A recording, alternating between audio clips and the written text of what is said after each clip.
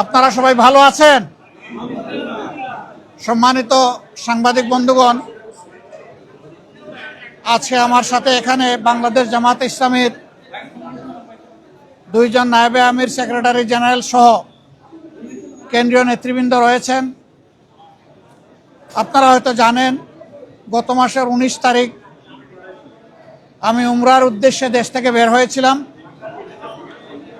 3 দিনে উমরা সম্পন্ন করার পরে 22 তারিখ সকাল 9টায় আমেরিকার JFK এয়ারপোর্টে আল্লাহর মেহেরবানিতে আমি পৌঁছি এবং সেখানে 8 দিন আমি বিভিন্ন স্তরে সরকারি, বেসরকারি, গুরুত্বপূর্ণ সংস্থা এবং ব্যক্তিদের সাথে বৈঠকে মিলিত হই।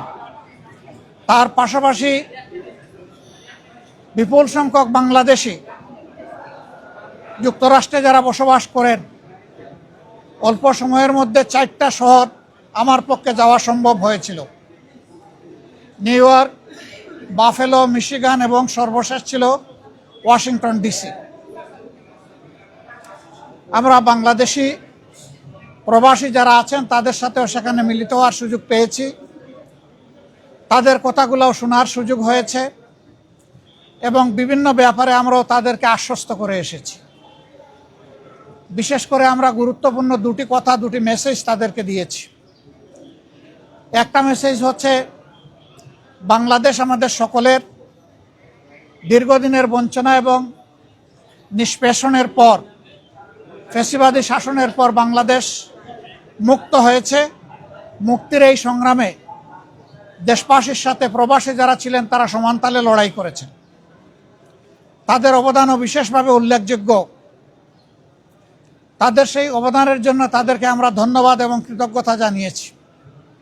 আর আমরা বলেছি, প্রবাসীদের সবচেয়ে বড় অধিকার ভোটের অধিকারটা ছিল না।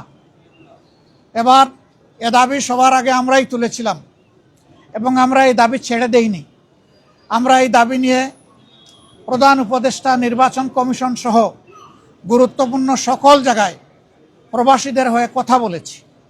আমরা সরকার এবং নির্বাচন কমিশনকে ধন্যবাদ জানাই। এই প্রথমবারের মতো ব্যাপক ভিত্তিক বিদেশিদেরকে ভোটার তালিকায় যারা প্রবাসী আমাদের, তাদেরকে সম্পৃক্ত করার তারা উদ্যোগ নিয়েছেন। কিন্তু সেখানে কিছু সমস্যা রয়ে গিয়েছে। অক্টোবরের 30 তারিখ পর্যন্ত সময় বেঁধে দেওয়া হয়েছিল। এই সময়ের ভিতরে যে সফটওয়্যার এখানে ইনস্টল করা হয়েছে, এটা ফাংশন করে নাই প্রপারলি, যার কারণে আগ্রহ থাকা সত্ত্বেও, চেষ্টা থাকা সত্ত্বেও অনেকেই কিন্তু ভোটার হতে পারেননি। আমাদের দাবি থাকবে নির্বাচন কমিশনের কাছে কমপক্ষে আরও 15 দিন এই সময় বর্ধিত করা হোক এবং যে জটিলতাগুলো রয়েছে সেইগুলা সহজ করে তাদেরকে ভোটার হওয়ার সুযোগ তৈরি করে দেওয়া হোক। আরও কিছু সমস্যা আছে, কিছু শর্ত জুড়ে দেওয়া হয়েছে।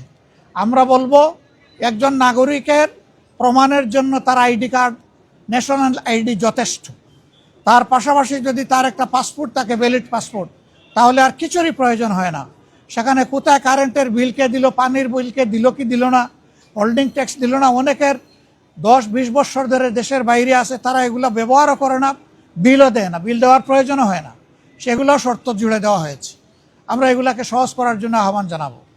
এর পাশাপাশি আরেকটা মেসেজ আমরা তাদেরকে দিয়েছি, তাদের দায়িত্ব শুধু দেশকে দেওয়া নয়, দেশের দায়িত্ব তাদেরকে সম্মান দেওয়া এবং মিলেমিশে দেশে, প্রবাসে, নিবাসে যারা আছেন, আমরা সবাই মিলে সবগুলো হাত একত্রিত করে, সবগুলা মেধাকে এক কেন্দ্রে এনে আমরা আমাদের দেশকে নিয়ে ইনশাআল্লাহ আগামীতে সামনে আগাতে চাই।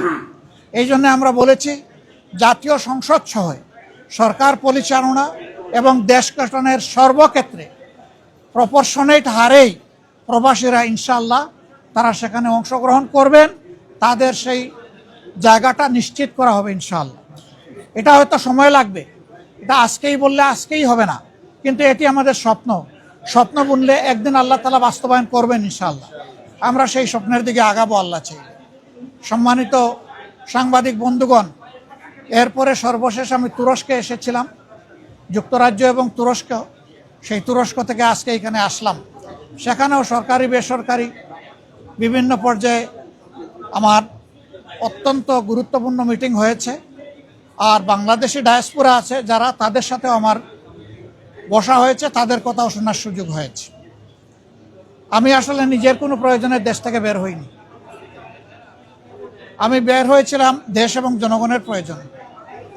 যেখানে গিয়েছি জনগণের স্বার্থকে, দেশের স্বার্থকে সামনে রেখেই কথা বলার চেষ্টা করেছি, এবং যেখানে গিয়েছি একটা কথা বলার চেষ্টা করেছি যে দুনিয়ার সকলের সাথেই আমরা সম্মানজনক সম্পর্ক চাই। এই সম্পর্কটা হবে মিউচুয়াল রেসপেক্ট এবং ইকুইটির ভিত্তিতে। আলহামদুলিল্লাহ, আমরা যত জায়গায় গিয়েছি তাদের অ্যাপ্রিসিয়েশন আমরা পেয়েছি। তারাও মন খুলে আমাদের সাথে কথা বলেছেন, আমরাও মন খুলে আমাদের সবগুলা বিষয় তাদের সাথে শেয়ার করেছি। আল্লাহ তাআলার কাছে দোয়া করি এই সফরে যে সমস্ত পদক্ষেপ নেওয়া হয়েছে অথবা আলাপ আলোচনা হয়েছে সেগুলা যেন দেশ এবং জাতির কল্যাণে নিয়োজিত হয়। কোনো ব্যক্তি নয়, গোষ্ঠী নয়, দল নয়, দেশ এবং জাতির জন্য উপকার হয়। আপনারা এত সকালে এখানে কষ্ট করে এসেছেন, আমি সবাইকে ধন্যবাদ জানাবার আগে আরেকবার আপনাদের আন্তরিক সহযোগিতা কামনা করব। আসলে আপনারা জাতির, ব্যক্তিগতভাবে জাতির বিবেক, আর আপনাদের হাউসগুলো দর্পণ। আমরা সমাজের এই দর্পণ এবং জাতির বিবেকের কাছে দেশ গড়ার অভিযাত্রায় জামাতে ইসলামী যে সমস্ত কর্মসূচি ঘোষণা করছে যা দেশ এবং জাতির কল্যাণে, আমরা এই সবগুলোতে আপনাদেরকেও আমাদের সাথে। প্রথম প্রশ্ন হলো, আমি আমির নির্বাচিত হয়েছি না? আমি আমির নির্বাচিত হইনি। আমার সহকর্মীরা আমার উপরে একটা দায়িত্বের ভার অর্পণ করেছে। এই দায়িত্বটা বড় ভারী। আপনারা দোয়া করবেন দেশ এবং দিনের জন্য এই দায়িত্ব পালনে আল্লাহ যেন আমাকে সাহায্য করেন। আর পাশাপাশি আমি আপনাদেরও সহযোগিতা চাই। বিএনপি তারাও চূড়ান্ত তালিকা প্রকাশ করেনি। আমি দেখেছি 237টা আসনে তারা তালিকা প্রকাশ করেছেন, আবার প্রশ্নোত্তরে বলেছেন এটি চূড়ান্ত নয়, এর মধ্যেও পরিবর্তন আসতে পারে। আমরা কিন্তু 1 বছর আগেই প্রায় এই তালিকা বিভিন্নভাবে আঞ্চলিকভাবে আমরা এটা জানিয়ে দিয়েছি। চূড়ান্ত তালিকাটা সময় মতো আমরা ইনশাল্লাহ কেন্দ্রের পক্ষ থেকে ঘোষণা করব। তবে যেহেতু আমরা একা ইলেকশন করব না, আরও অনেককে আমরা ধারণ করব, দেশ এবং জাতির স্বার্থে সব দিক বিবেচনা করেই চূড়ান্তভাবে যথাসময় ইনশাল্লাহ আমরা প্রার্থী ঘোষণা করব। মতানৈক্য এটা ডেমোক্রেসির সৌন্দর্য।